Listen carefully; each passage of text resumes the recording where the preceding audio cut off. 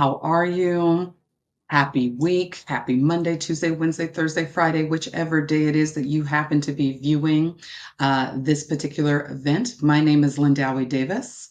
I am a DEI organizational effectiveness PGM, leading work within an engineering org that sits within cloud. And I'm super, super excited to be here because we have a wonderful guest.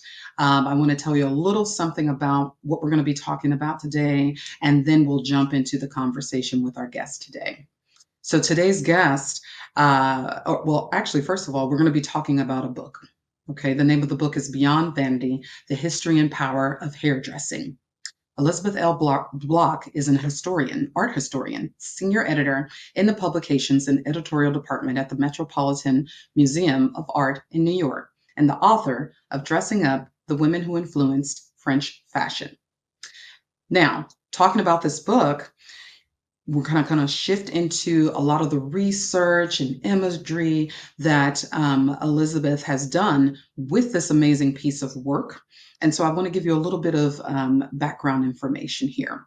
So in the 19th century, the complex cultural meaning of hair was not significant. It could affect one's place in society. In Beyond Vanity, Elizabeth expands the nascent field of hair studies by restoring women's hair as a cultural site of meaning in the early United States. With a special focus on the places and spaces in which the industry operated, Block argues that the importance of hair has been overlooked due to its ephemerality, as well as its misguided association with frivolous and trivial ways of being and thinking. As Block clarifies, hairdressing was anything but frivolous. Using methods of visual and material culture studies informed by concepts of cultural geography, Block identifies multiple substantive categories and place and space within which hair has pronounced impact. These include the preparatory places of the bedroom, hair salon, and enslaved people's quarters, as well as the presentation spaces of parties, fairs, stages, and workplaces. Block's groundbreaking study examines how race and racism affected who participated in the presentation and business of hair, according to which standards. The result of looking closely at the places and spaces of hair is a reconfiguration that allows a new understanding of its immense cultural power. Now, that was a mouthful, but I can tell you right now, this particular book, all of this content, this richness of research is certainly worth the read. And with that, I want to welcome Elizabeth L. Block. Hi, Thank you. Elizabeth. Hi, Linda. Thank you. So happy to be here. Thank you. Thank you so much. We appreciate you. I want to just dive right in. I want to use up as much time as we have available. And so let's start with a few softball questions, okay? I want you to talk a little bit about your inspiration behind bringing this book to life, doing the research, and how did you come across all of these reference points? What was inspiring to you, and why is it important at this time? Well, hairdressing was my first passion topic in graduate school. So, as you mentioned, I'm an art historian. I have a PhD in art history with a focus in late 19th century American painting. And I also work at a major museum. And so I have the honor of spending a lot of time in front of really terrific images of women on almost a daily basis. So I spend a lot of time looking at paintings by John Singer Sargent, Mary Cassatt, Eastman Johnson, on and on. And what became evident to me while I was finishing my graduate studies was that people were paying attention in art historical studies to the painter's technique, which is always important, and the biography of the painters, usually male, although some women, but not as much attention to the presentation of what the women were wearing, how they were styling their hair, how they were presenting themselves for this very important and expensive opportunity of having a portrait painted for them. And so that veered into years and years of deep study and research into hairdressing practices for women in the mid to late 19th century, specifically after the Civil War. So my areas of focus in Beyond Vanity are about 1865 to 1900. And it is a very rich period in American history, very rich period in hairdressing history, too, as I found.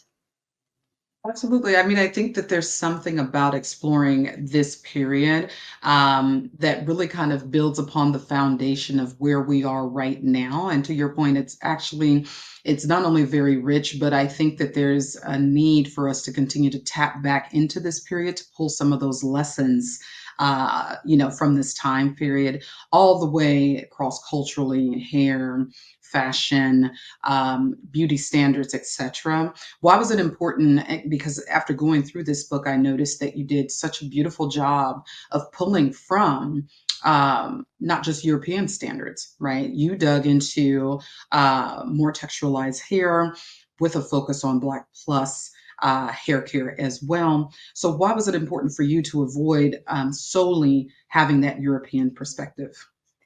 Well, my first book was dressing up the women who influenced French fashion, which focused on the top 1% of the wealthiest women in the United States. So, women who were going to Paris to buy the most expensive fashion, silk dresses, satin dresses, just incredible amounts of wealth. And it was really important to me in this second book, Beyond Vanity, to focus on all classes of women. And the truth of the matter is that my studies always took me in a direction of studying multi ethnic people and practices and ways of life. I'm always drawn to the lower and middle classes in the United States in this period of history. So, in a way, this is like coming back to my passion area. But it was extremely important to me in this book to look at women's practices, Black women, mixed race women, white women, and just see how these beauty standards were circulating in society, where that influence was coming from, and how women were managing their hair when they had, in some cases, very limited time to do so because they were working or working against their will. Absolutely. And this is a great call out here around the working aspect, right? Because these things seem to reach clearly into where we are right now. Some of these themes, some of these ways of being have followed us, good, bad, or indifferent. What were some of the key takeaways for you with the research that you've done? And what was most surprising culturally across cultural lines of race, for example? I think that there's no question that the ideal beauty standard at the time was of a white woman with long, luxurious hair, glossy, wavy or curly, with some texture, long hair. The reason why women wanted to have long, healthy hair was because they wanted to be able to have enough to work with to style into the updos that were in fashion at the day. So long braids, you wanted to have braids that could twirl around your head. You wanted to be able to have enough abundance in this updo to put in, say, a crescent pin or a very special jeweled ornament that perhaps was handed down to you. So the white European standard of beauty comes straight from Europe right to the United States. But when we focus more on the United States, we get to see how these standards were transgressed, how they were adapted. And so we see how Black and mixed race women were styling their hair naturally most of the time, even though the products that were on the market, many of which were put out by Black and mixed race women, were focused on straightening hair and also whitening complexions. The cosmetics and the hair history really do work together. But it's really, really fascinating. And what was surprising to me was how many women entrepreneurs there were in the business and how many of those women were Black and mixed race, and how they were putting out products that spoke to their communities and the needs of textured hair. But in a twist that was unexpected, they were also selling these products to white women. So, I mean, when I say that this is a rich area of study, there is so much more research to do. Absolutely. I think that there's something about you pointed this out, but it's interesting just from thinking about how these things have been so impactful to culture and society overall, that we are still at a place when the storytelling of women is so much focused on imagery, so much focused on language. Talk to us a little bit more. And I think that this was something that stuck out to me. I had made a note in the copy here that talks a little bit about how things have not changed that much in terms of advertising, and how with a lot of the imagery that's inside of the book, you may have seen an enslaved person or a coiffeur, for example, within an image holding children or as part of an advertisement. And they seemed to be in a place of where they were supposed to be, but people seem to forget that these folks were actually working either as enslaved people or working as the servant to that family. That was probably something that was not only uh, a great call out on your Mhm. behalf, but it was something that I think that we need to bring back into the conversation to really kind of get people moving on this idea that the truth is the truth. And, as far as advertising is concerned, Mhm. we're always in need of understanding how a story can be told and how we need to remember what the truth of a story is. Mm. Talk to us a little bit more about that when it comes to the imagery that was used throughout the book to kind of capture some of these Right. details.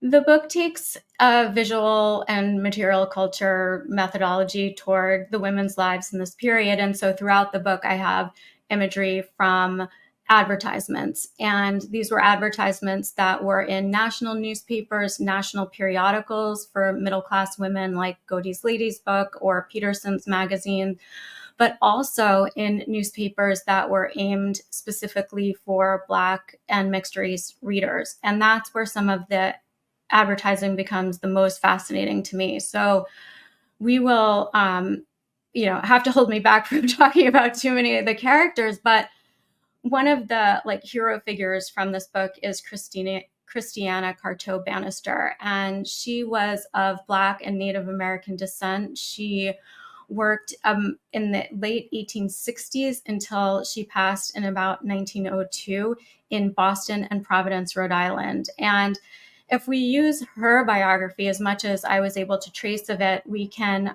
branch out from there and sort of get a sense of how freed women in the Northeast were engaging in hairdressing practices and creating community around it. So, although Christiana Carto Bannister she was a free woman, as far as we know, her family was not enslaved, nor her husband, who Edward Mitchell Bannister, who is a well-known Black landscape painter.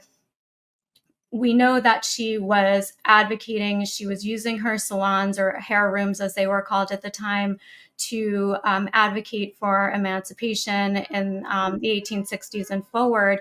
There are wonderful, wonderful newspaper reports about how her space was where people gravitated to. Just so fascinating, because her husband was a fairly successful breakthrough landscape artist, difficult enough as a Black man to achieve, but we know that he became a painter and had the freedom to become a painter as his main career because of Christiana, his wife's success in the hairdressing industry. So Edward started as a barber and was able to move into painting because of the money that his wife Christiana was bringing into their family economics.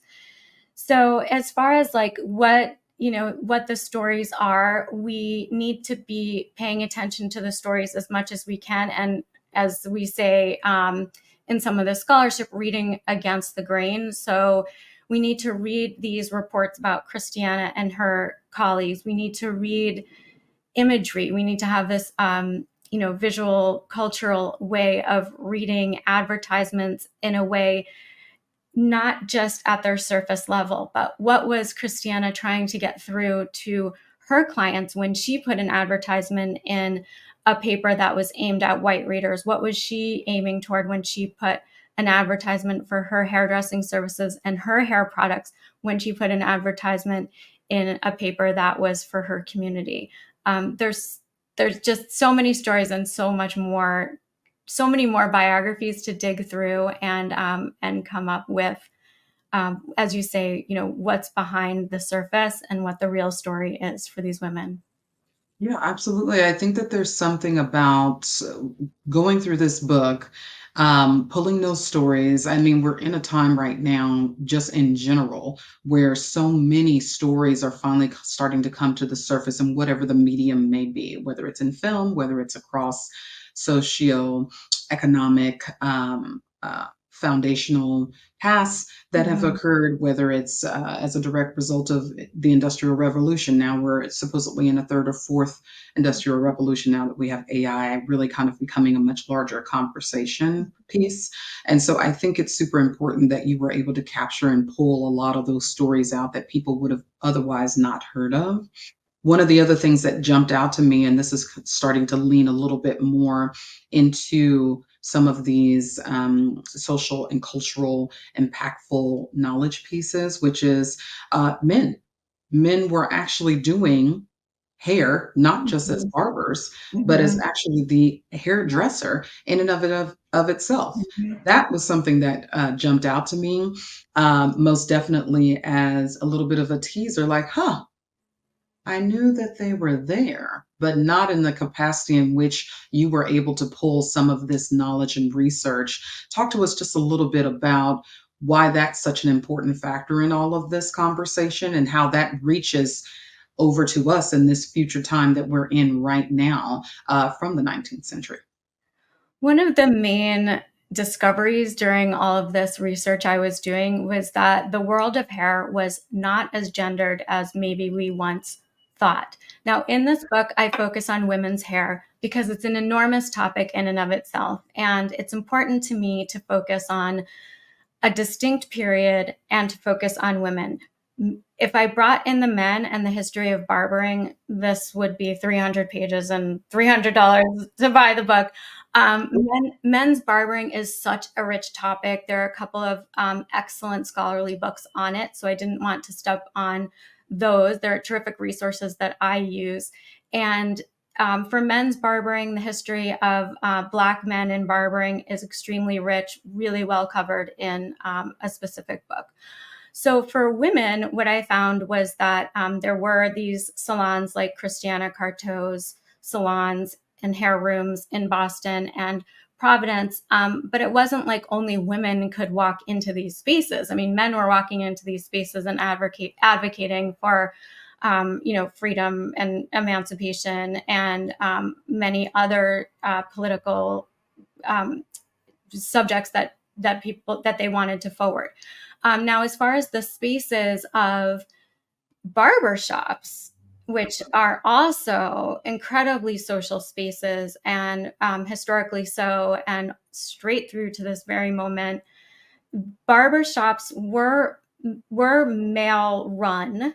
However, I found that women did go to male barbershops at times to get their hair cut or trimmed, mostly trimmed, because remember what I said about the ideal beauty was to grow your hair as long as you could, so that you could achieve these abundant updos that you wanted to have. However, women were very concerned about split ends, and so they wanted to trim. And so they may have trimmed at home, their hair at home, or had a sister or a friend come over and do it, or their mother trim their hair. But I found that they also went to barbershops and had men do these trims. And there's wonderful images. I include some of them in the book in novels that show us that, in literature of the period, there's often this trope of a woman having her hair having a significant haircut so that she could sell her hair to raise money for her family. You can think of Little Women here and Joe's haircut.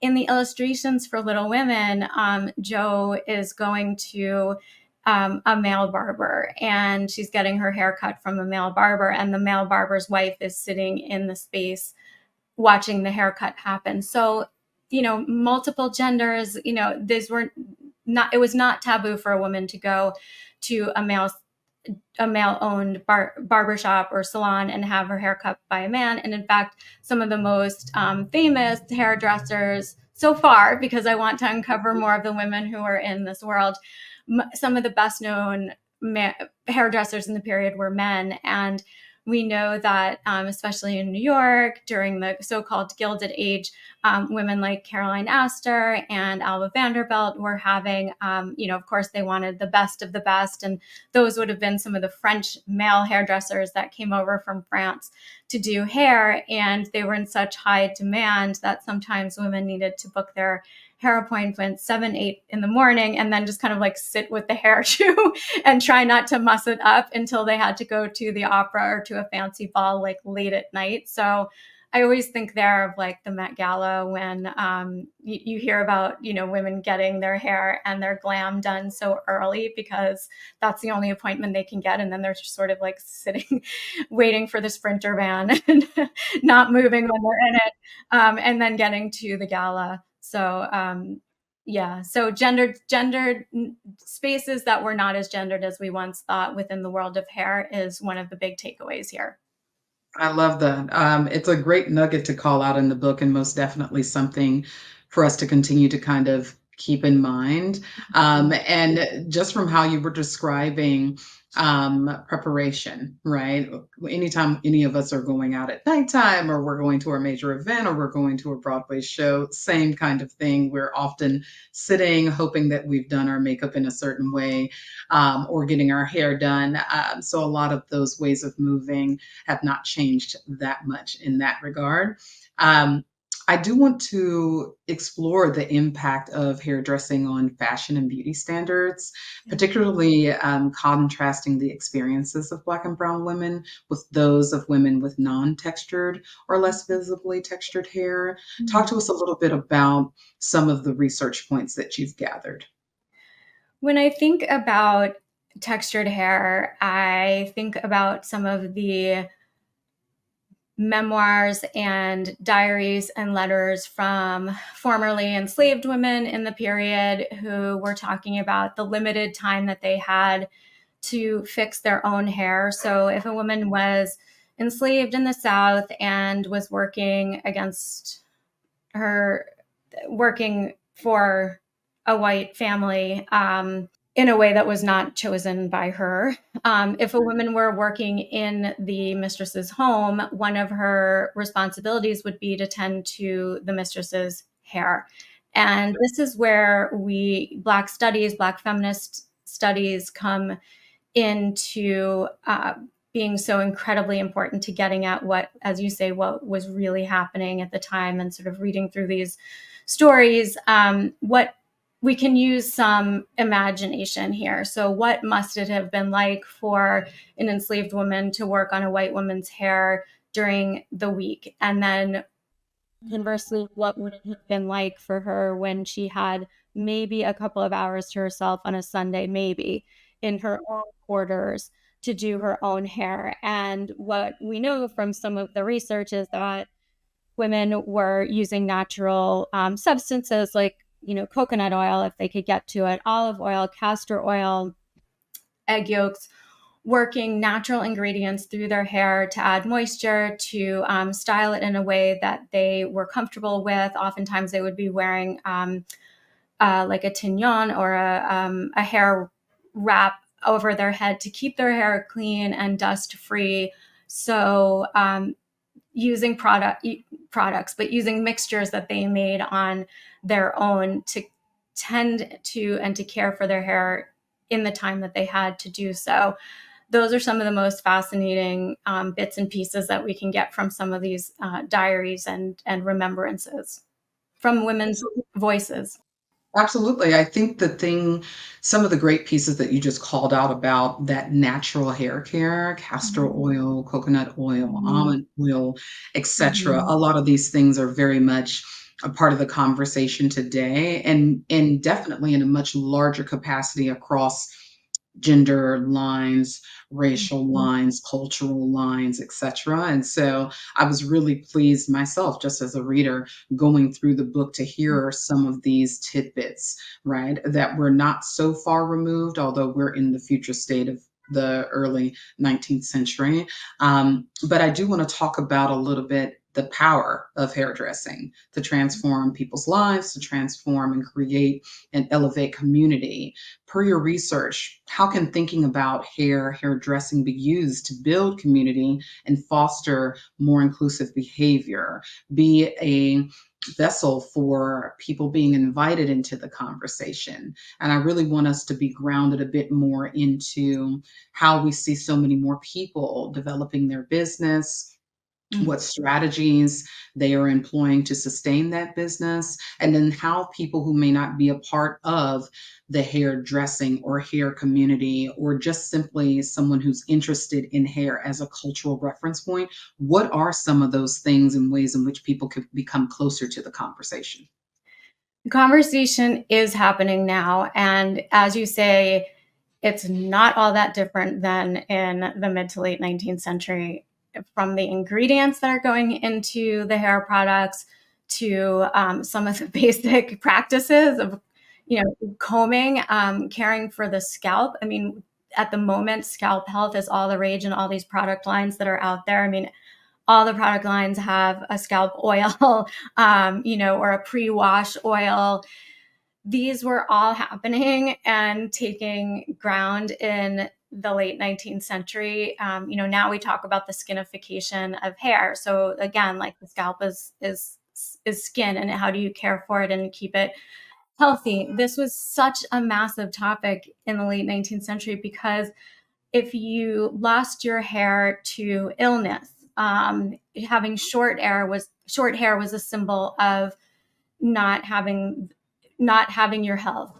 It was very worrisome to friends who write in letters about other friends who have lost their hair due to typhoid fever or something. And so a lot of the products speak to restoring health. We see so much of the same language today. It's incredible. So many. I mean, I just was looking at one of these shampoo bottle labels. I'm really interested in these old labels that are on the old bottles. And there's a ton of alcohol in them, which I don't think happens so much today. But in addition to like the oils, there's also salicylic acid, which is like, we're a lot of us are using now for scalp health and for, cosmetics. So a lot of that is the same. I think we can draw inspiration from women like Christiana Carto Bannister and her colleagues.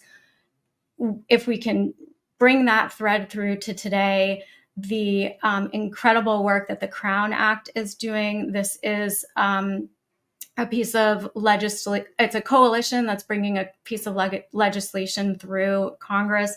It's passed, I believe, 24 states to this moment. And what they're fighting for, and what I think is abominable that still needs to be fought for, that needs to even go through legislation, is that every single human being should be able to wear their hair however they want in the workplace, at school, without question. We're still seeing cases come to the fore. Students, in Texas, young male students who are, being sent home for wearing, locks or braids or cornrows in a way that, I mean, the racism that's rampant in, hair, the way that hair presentation is received, that has been going on, unfortunately, for centuries. But we have now, hopefully, with this book, the power to pull from history and to use it in a way that can move legislation like the Crown Act forward, and to remind ourselves in everyday practice that hair is a common material, but with uncommon abilities to express individualism and, let it be. Absolutely. I love that you mentioned the Crown Act, and I also love that you tied that back again to how we see each other, but also how other people see individuals. I think that there's an opportunity here for, particularly in schools right now, where we need to bring the focus away from trying to silence people through their hair care or through their hairstyle, and really put a focus on elevating the individual, right? Mhm. There's this term that we like to use in professional spaces, and I'm sure you've heard it, called busy work.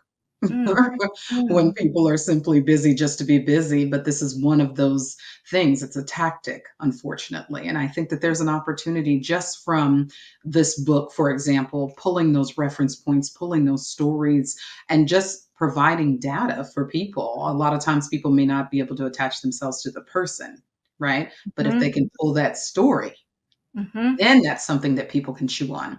Elizabeth, last thought before we jump out of this lovely conversation. What's one thing that you want people to take away from the book?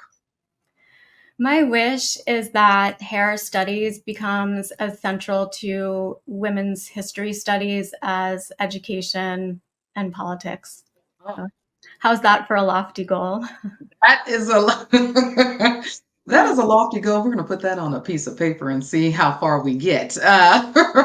But I'm with you on that. If this was something that was taught throughout schools, grade school all the way up through college, it would also try start to lessen these busy work tactics or just harmful tactics that people utilize from time to time in their day to day to lead people into these false boxes instead of just taking the time to get to know them. And with that, Elizabeth, we appreciate you so, so much. I want to speak to everyone out there. Please pick up this book. It is so beautiful. It is so beautifully researched. Let me show you the cover here because I'm just looking at it here. You see all of my little tabs. I But love this your book, yellow tabs. thank you. Pick up the book Beyond Vanity. This wonderful person, Elizabeth, has done a great job researching all of these stories, all of these diaries, all of these data points. And I encourage you to take the time to look at the artwork as well because it is such a great aspect of this book. And with that, I thank you all. Enjoy yourselves. Stress about nothing. Have a positive week, and we will see each other soon. Cheers.